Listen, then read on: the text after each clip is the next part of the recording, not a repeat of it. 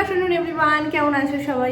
সবাই খুব ভালো আছো, সুস্থ আছো। আমরা বেশ ভালো আছি। আজকে 15 ফেব, শিবরাত্রি, মহাশিবরাত্রি।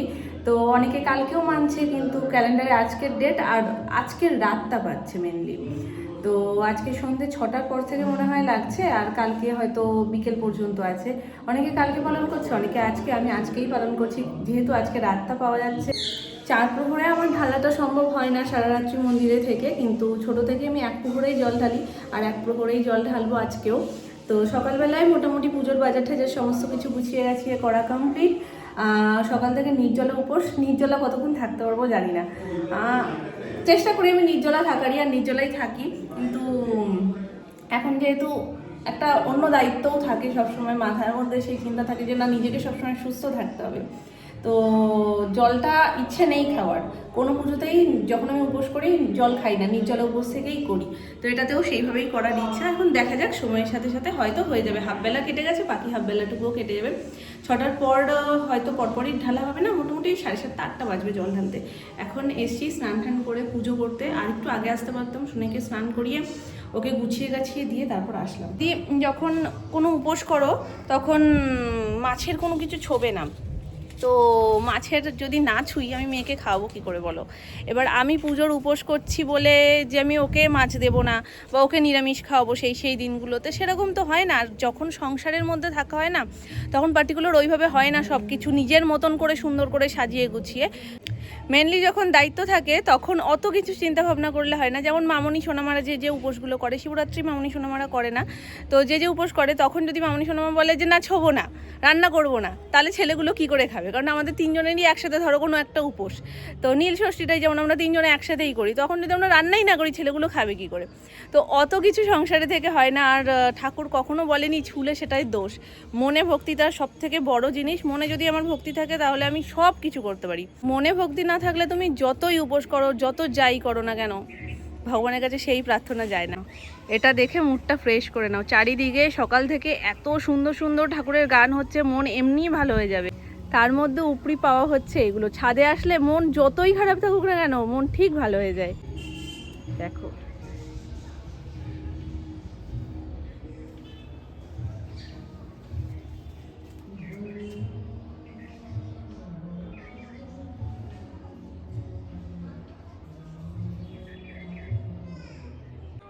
পুজো হয়ে গেছে, আরতিও হয়ে গেছে। এখনো চতুর্দশী লাগেনি, কিন্তু শিবরাত্রিতে ঠিক যেভাবে শিব ঠাকুরের মাথায় জল ঢালা হয় সব কিছু দিয়ে, সেভাবেই করেছি আজকে। কারণ যখন সন্ধে হয়ে যাবে তারপর তো আর ঘরের ঠাকুরকে সেভাবে পুজো দিতে পারবো না, আবার সেই কালকে। এবার কালকে ছেড়ে যাওয়ার আগে সমস্তটা করা, ওই জন্য আজকে যেহেতু মেন দিনটা আমি মানছি, যার জন্য আজকে আমি একেবারে সেভাবে করে দিলাম। কালকে তো অবশ্যই যদি টাইমের মধ্যে হয়, জানি না কালকে কটা পর্যন্ত, বিকেল পর্যন্ত হলে তো হয়েই গেল, তাহলে তো পারবোই। আর যদি না পারি ইনকেস, সেই জন্য আজকেই সবটা করে দিয়েছি। কালকেও যদি সময় থাকে তো কালকে তো করবোই। তো এই যে ছোট্ট করে একটু সাজিয়ে দিয়েছি ফুল দিয়ে, বেলপাতা দিয়ে।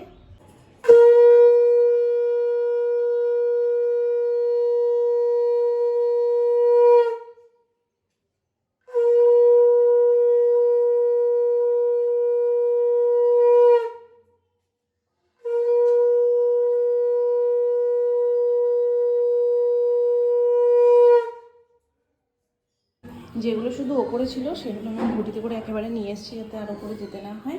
বাকি জলটা নিচে গিয়ে তৈরি করবো। সোনাইকেও খাওয়ানো হয়ে গেছে, এদিকে ডালাও সাজিয়ে নিয়েছি, ফল ফুল বেলপাতা আকন্দের মালা। এখানে যে জলটা আমি ঢালবো, দুধ গঙ্গার জল, আর কি দিলাম জানো, মধু, ঘি, কালো তিল, আর সিদ্ধিটা আমি যাওয়ার সময় নিয়ে একেবারে দিয়ে দেবো। আর ধূপকাঠি মোমবাতি নিয়ে নিয়েছি। মিষ্টিটা কিনতে হবে, মিষ্টিটাও একেবারে রেডি হয়ে যখন বেরোবো মিষ্টিটা কিনে নিয়ে চলে যাব। তো এই হচ্ছে টোটাল ডালাটা। কিছু মিস করছি না তো? মোমবাতি ওপর থেকে নিয়ে এসছি। চলো এটা ঢাকা থাক। হয়েছে ডাল। আজকে এমনিও রোববার, আবার কি চিংড়ি আর লঙ্কা, করলা আলু ভাজা, আর ফুলকপি আলু দিয়ে রোস্ট, ওই দই দই ঠই দিয়ে দই ফুলকপি। হ্যাঁ, আজকে রবিবার, এমনিতেই নিরামিষ। এটা হচ্ছে চাটনি। আর এখানে ভাত রয়েছে করেছিলাম, শেষ হয়ে গেছে, সবাই খেয়ে নিয়েছে। হ্যাঁ, সোনাইয়েরও ফ্রেঞ্চ ফ্রাইও খাওয়া হয়ে গেছে, মাছও খাওয়া হয়ে গেছে।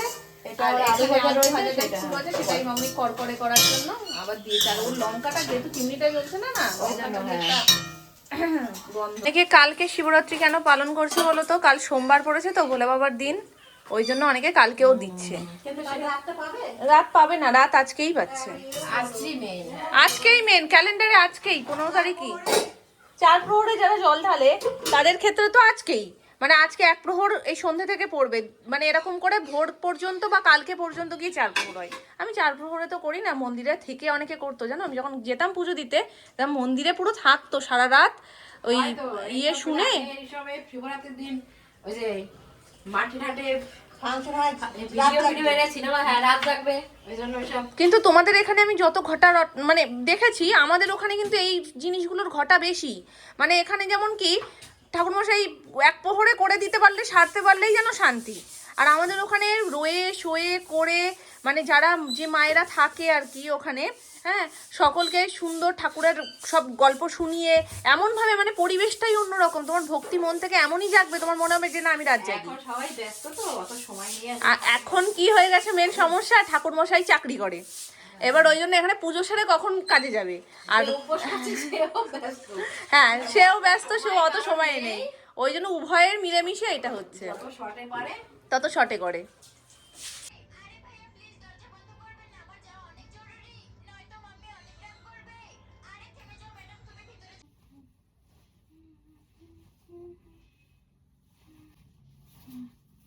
তোমরা মন্ত্রপাঠ হয়তো শুনতে পাচ্ছ। আমি চটজলদি রেডি হয়ে গেছি। সোনাই ঘুমাচ্ছিল বলে আমি একটু ওয়েট করছিলাম যে ও ঘুম থেকে উঠে গেছে বাবু, এখন নিচে গেছে।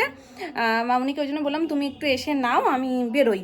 এবার এই কটা দিনে শাড়ি না পরে পরে টিপের পাতার আমি হদিশই পাচ্ছি না কোথাও। টিপের পাতাটা আমি খুঁজে পাচ্ছি না বলতে গেলে খুঁজিই নি। মানে সামনে যেটুকু রয়েছে সেটুকুর মধ্যে একটু এরকম এরকম করে দেখলাম যে নেই। এখন নিচে গিয়ে একবার উকিঝুঁকি মারবো, যদি না পেলাম এইভাবেই আমি বেরিয়ে যাব। আর ওখান থেকে তো ঠাকুরমশাই সিঁদুরের টিপ পরিয়ে দেবেই, তো ওটাতে আর কোনো অসুবিধা নেই। আর না হলে আমি এখান থেকে একটু সিঁদুরের টিপ ছুঁয়ে দিয়ে বেরিয়ে যাব। তো এখন টিপ খোঁজার সময় নেই। 8টা সাড়ে 8টা মতন বাজতে যায়, 6টা থেকে লেগেছে চতুর্দশী। তো চলো, প্রথম প্রহরেই আমি পুজোটা দিই প্রতিবার, আর 9টা পর্যন্ত টাইম আছে, তো হাতে সময় ভীষণ কম। আমি আর প্রথম প্রহরে জল ঢালতে পারবো বলে মনে হচ্ছে না, কারণ মোটামুটি 8:30 বেজে পার হয়ে গেছে। আর মন্দিরের সামনে বিভৎস লাইন। আর আমার 2টো জিনিস শুধু আনা ছিল, মিষ্টি আর ধুতরা ফুল আর কাঁটাটা। তো সে ধুতরা ফুল তো দেখতে পাচ্ছি না, 20 একটা ছোট্ট, তাও 20 টাকা নাকি। তা ঠিক আছে, ফলটাও সেরকম। তারপরে ফলটা এইটুকুনি, মানে খুঁজে পাওয়া যাবে না, তুমি দেখতে পাবে না চোখে এরকম। তো আমি এগুলো সব নিয়ে সাজিয়ে গুছিয়ে, দেখো একটু এটা ধুতরা ফুল, আর ফুল তো নেই 20, আর ফলটা এইটুকুনি, দেখো এইটুকুনি, ওই যে ওখানে গোলার সামনে। তো এখানে সব তো আমার সাজানোই ছিল, মিষ্টির প্যাকেটটা জাস্ট এখানে রেখে নিয়েছি। আর এই হচ্ছে ঠাকুরমশাইয়ের ভুজ্জি, তো ভুজ্জিটা নিলাম, ব্যাস। ভুজ্জি তো অন্য কিছুতে নেওয়া যাবে না, প্লাস্টিক করেই নিতে হবে। আর লাইটার দাও, লাইটার নিয়েই যাই, থাকে ওখানে তবুও ঠিক আছে। ও দেখছো, মনের ভুলে নিয়ে যাচ্ছি। ওকে আর আমি, হ্যাঁ ঠিক আছে, ওকে আর আমি আওয়াজ দিলাম না, আমার হাত দুটোই আটকানো। হ্যাঁ, তুমি একটু দরজাটা টেনে দাও, গেটও আমি দিতে পারলাম না। চলো, বেরিয়ে গেছি। এমনই পরিস্থিতি, গেটটাও খুলতে পারছি না। চলো, এসে খুব বেশি দূর না বলে আমার একটা সুবিধা। আর গলির মুখ থেকে বেরোলেই যেহেতু দেখতে পাই, তো একটা নিশ্চিন্ত লাগে যে কতক্ষণ পুজো হচ্ছে শোনা যায়। মন্ত্রপাঠ আমি এতক্ষণ ঘরে বসে বসে শুনছিলাম। তো লাইন আছে বেশ ভালোই, মনে হচ্ছে না 9টার মধ্যে হবে। এখন 8:30 বেজে, মানে কত 8:40 হবে, 9টার মধ্যে হয়তো হবে না, দেখা যাক। ওখানে গিয়ে লাইনটা তো আগে দিই।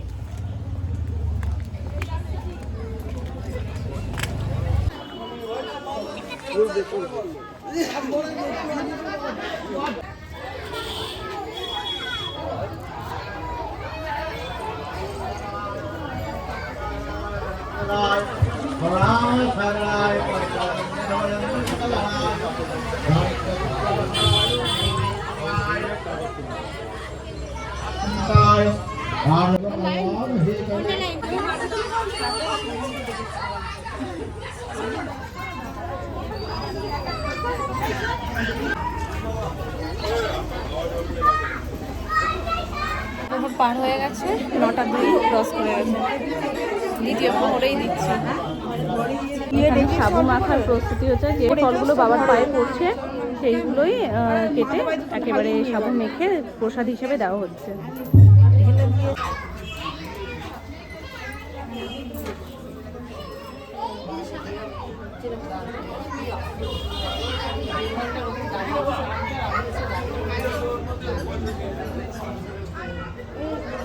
এদিকে একটু তাকাও।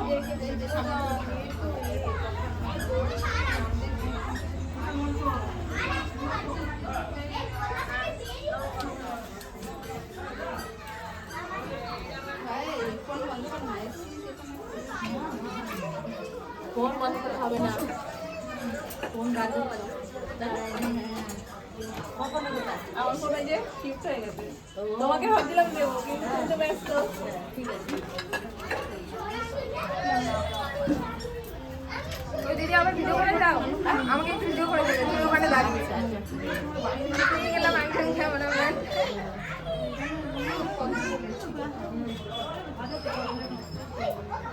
আমার তো ভালোই লাগে।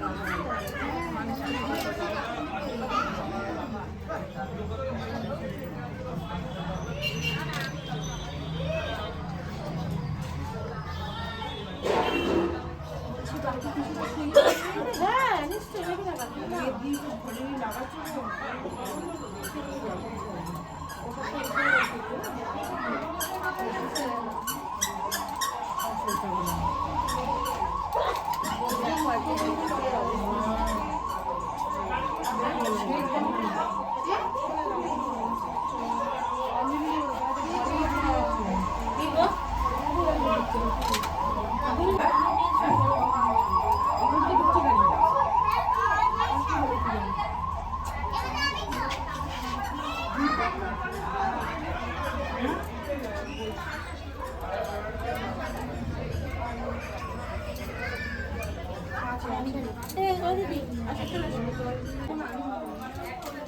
আমি খাবো কত বলবো? নব বিষ্ণু নব বিষ্ণু নব বিষ্ণু কালী কালী।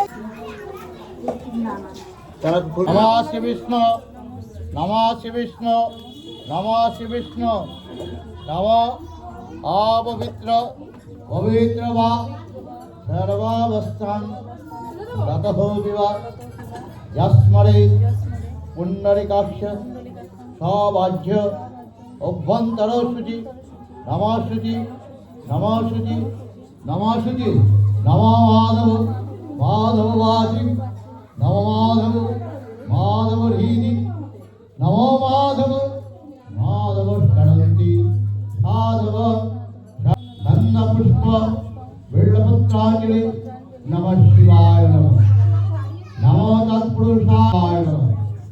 দিয়ে দাও মহাদেবকে দিয়ে দাও। হর হর মহাদেব।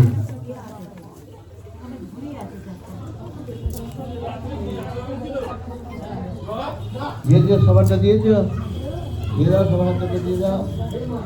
এবার প্রণাম করো ভগবানকে, প্রণাম করো আশীর্বাদ করে মনের অভিলাষ জানে ভগবানকে প্রণাম করে আশীর্বাদ প্রার্থনা করো। নমঃ শিবায় শান্তায় কারণত্রায় হেতবে নিবেদয়ামি চত্মানং তাঙ্গোতিং পরমেশ্বর সর্ববিঘ্ন বিনাশায় সর্বকল্যাণ হেতবে হর পার্বতী প্রিয় পুত্রায় গণেশায় নমো নমঃ।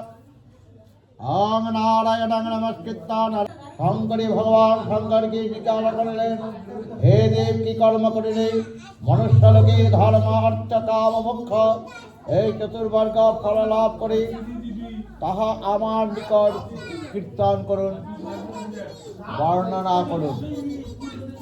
ভগবান শঙ্কর বলিলেন, হে দেবী শঙ্করী, আজ তুমি একথা জিজ্ঞাসা করিতেছ কেন? দেবী শঙ্করী বলিলেন, হে দেব, পৃথিবীতে মানুষ দিন দিন পাপের বোঝা বাড়াচ্ছে, তাতেই দেখছি পৃথিবী থেকে ধর্ম কর্ম শীঘ্র লোপ পেয়ে যাচ্ছে। সেই জন্য আমার প্রাণ কেঁদে কেঁদে উঠছে। আপনি একটা ব্রত বলে দিন, মানুষ সহজে তাই করবে আর সর্বপাপ হতে মুক্ত হতে পারবে। কোন মাসের কৃষ্ণপক্ষের যে চতুর্দশী তিথি এবং ওই দিনে যে ভয়ঙ্কর রাত্রি হয় তাকেই শিবরাত্রি বলা হয়।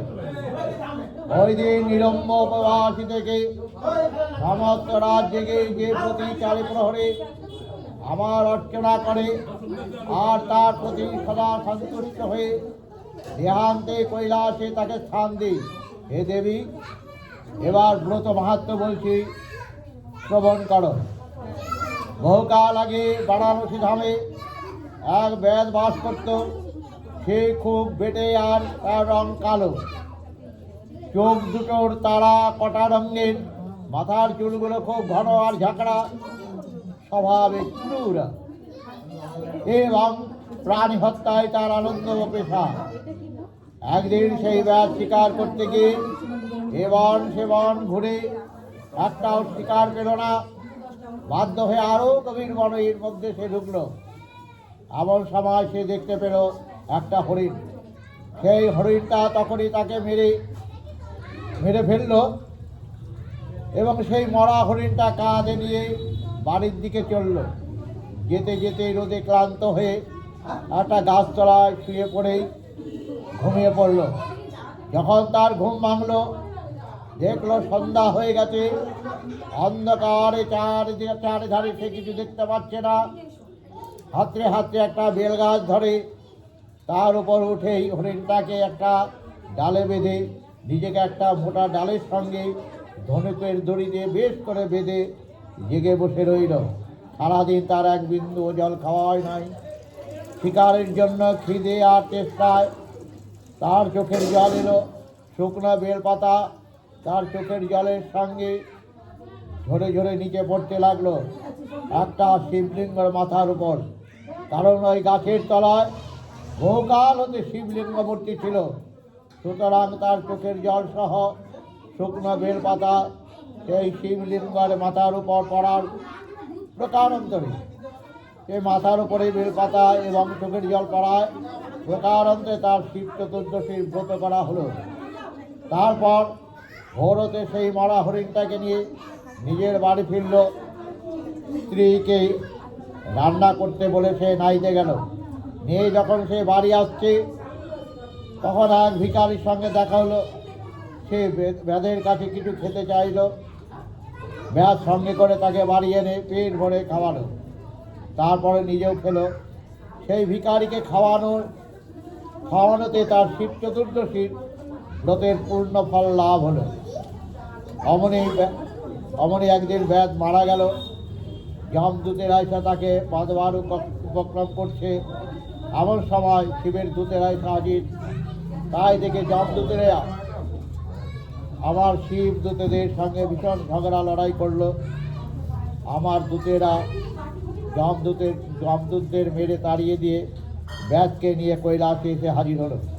কিন্তু যমদূতেরা আমার দূতের পিছু পিছু এসে কৈলাসের দরজার সামনে এসে নন্দীকে দেখে বললে, ওই ব্যাধ জীবনে অনেক মহাপাপ করেছে, অনেক জীব হত্যা করেছে, ও মহাপাপী, কৈলাসে থাকবার উপযুক্ত নয়, ওকে আমরা নিয়ে যেতে চাই।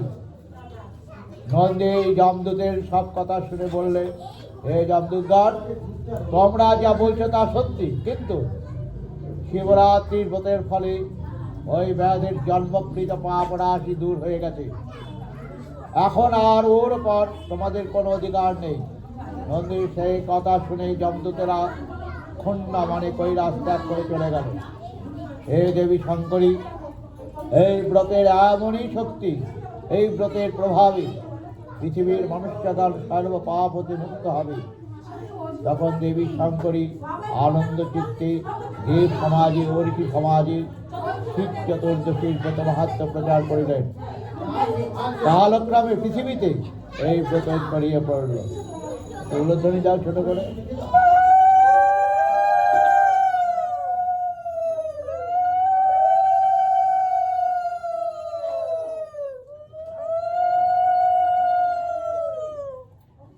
হরে ওম হরে ওম হরে ওম নমঃ শিবায়। হর হর মহাদেব। হর হর মহাদেব। হর হর হর হর মহাদেব। হর হর মহাদেব। জয় শিবশম্ভু, জয় শিবশম্ভু। এই তো লক্ষ্মী মহাভজ্যম अन्नपूर्णा প্রতিষ্ঠাত্রী ভগবান। সারা জীবন অন্যের যেন না অভাব হয়। আল্লাহ কল্যাণস্তম শিবায় ভগবত কল্যাণস্ত চিরা আয়ুষ্মতি হলো পুজো, চলো। হচ্ছে আমার রাতের খাবার, সাবু মাখা মিষ্টি, প্রসাদ, মানে মিষ্টিটাও প্রসাদের। কেমন লাগছে সাজানোটা ওপর দিয়ে মিষ্টি দিয়ে? দারুণ।